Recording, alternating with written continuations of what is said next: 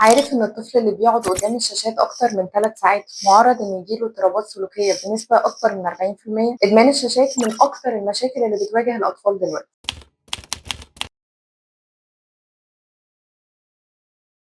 الموضوع في الأول يبان راحة للأهل، الطفل هادي قاعد على التابلت، لكن الحقيقة إن ليه آثار جانبية خطيرة زي ضعف التركيز والانتباه، اضطرابات النوم، والعزلة عن الأنشطة الاجتماعية. والأخطر إن الاستخدام المفرط للشاشات بيساعد في ظهور اضطرابات سلوكية زي فرط الحركة والعناد. التعامل الصح مش إننا نمنع الشاشات، إننا نعمل توازن، نحدد وقت مناسب حسب عمر الطفل وحسب كمان الخطة اللي إحنا بنحطها ونتفق عليها سوا. نختار محتوى آمن وتعليمي، نشجع على أنشطة بديلة زي اللعب الحركي والتلوين وقراءة القصص، والأهم إننا نكون قدوة ونقلل استخدام الموبايل ونشاركهم وقت معاهم.